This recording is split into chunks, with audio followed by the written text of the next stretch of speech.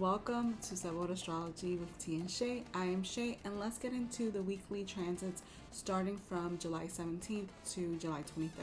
Before I begin, I want to introduce myself to those who are new to this page. I am Shayla and Rose, and I'm an intuitive Latinx healer.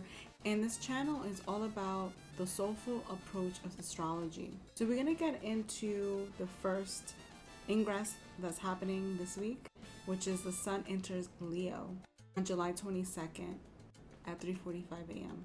And the Sun moves into the sign of Leo. It feels at home. It feels comfortable. The Sun can really shine really bright when it's in the sign of Leo. Why?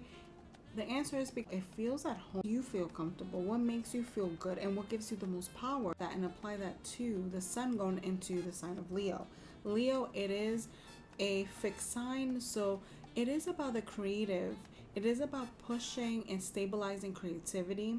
And when we go into the sign, as we're going deeper into the summer, we come to realize the symbol that comes with it, which is the lioness, the head of the lion. And it gives us this boost of energy that we might all feel differently. Remember, Leo, wherever it is in your natal chart, and if you don't know where it is in your natal chart, feel free to reach out and contact me. Down below here is going to be my information where you can reach out for a private reading, where it can give us energy and confidence, but also what are the challenges that come with that. And so one of the challenges that I notice here with the Sun going into Leo is Pluto. So Pluto is retrograde. It is in the sign of Aquarius. So when we think about the polar opposite, this is the polar opposite. We're thinking about the logical mind with Aquarius, the trendsetter, the freedom seeker, and it's a very logical sign, versus Leo is it definitely is a masculine sign, but it is a more stabilizing. It wants to create, it wants to be seen, and it's not so much about the mind, it's about the heart. We can think about the lion's heart. And I'm getting this image right now of a person wearing like a medallion with the symbol of the lion. So if you have that person in your collection, wear it during this beautiful season. And I've seen a couple people already randomly on the train. I live in New York City, who've been wearing those medallions. And this is, again, a subconscious thing that people don't really know unless you study astrology. So the medallion there, a representation of force and power. So Pluto it's really beaming its light on the Sun and saying, hey, are you ready to transform? You feel really suppressed. We feel we can't express our sense of self. We might feel we are like our ego is shut down. Who we are is shut down. It's almost like I'm getting again an image of like when you cook rice and you put the cover over the rice, like all that goodness and the flavor of the rice, and we're covering it up. It might feel like we're being covered, that we can't see, that we might be driving in the woods, right, in the dark path. But this is also an opportunity for us to compromise and see, hey, where can we as a collective, because this is a collective energy, ride the horse, go with the forces of Pluto. Are we willing and are we available and open to? And as we start to leave this specific energy, then we start to really pick up and integrate what we're learning. On July 20th, an energy here that I want to pick out. I picked out a couple in the pot, in the stew here of sabor, of flavors, because this one really stuck out to me, and I was really trying to dive deeper into it with the messages was coming in. So I have here Mars and Taurus sextiling Neptune and Pisces. So this is water and earth coming together. You can think about the shoreline when the water is rising, the waves are going into the sand. That is the image that I'm picking up. It may feel like we're making things real. For some of us, it might feel that we don't need to take things so seriously, that kind of like opportunities will come in, if that makes any sense. Like things will just come in, like we don't need to try. But for some of us, we're actually making something that we imagined or we've been dreaming real at this time. This energy is really alluding to us honestly not taking things too forceful.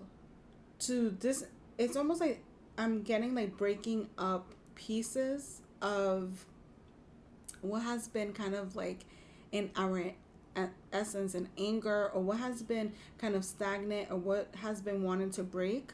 And I'm getting that Neptune's coming in to break that apart, to kind of make it brittle. But it's not brittle like our core is completely not strong.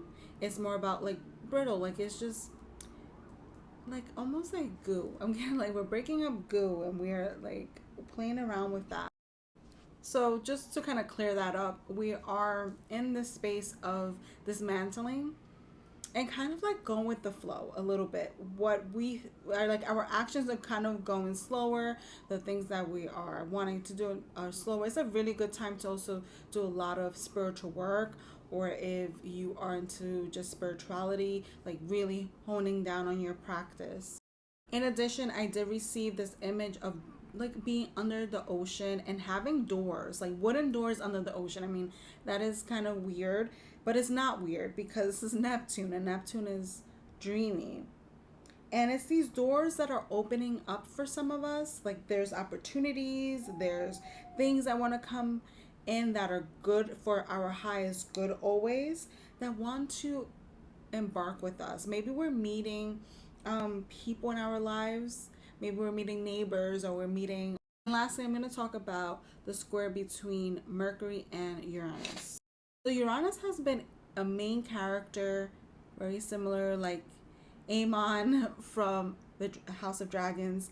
Main character vibe, forceful, coming in, breaking earth, breaking through emotions, is breaking through barriers. It's really shaking things up. We saw the case of the president, what happened, the things that are happening with just politics, and it's just really breaking through. And as it makes a connection with Mercury, Mercury is the mind, and when Uranus is there, it's like what we've planned doesn't really come through. Why? Because Uranus is going to come in and say, hey, peekaboo, I'm here to change what you thought was right, what you thought was in the plans. There could be a change of plans. There could be a change of just like communication. Also, communication can be very, very difficult during this time, where we're like, no, I have to present my idea, and I'm going to force my idea onto others, and this can be harmful. And it's important to take note of that. And this is on the collective level. This could be politics. This could be collectively amongst each other. This could be at work. This could be in different areas of our life. Again, this is like a general collective, where this is powerful. It is powerful, but it's also powerful to make changes in one's thought process, to grow, to heal. And I always want to bring that soulful two sides to the coin with astrology. It's not all about fear mongering, which I notice a lot in astrology recently. And I will see you next week for some sabor astrology. Con mucho, mucho sabor.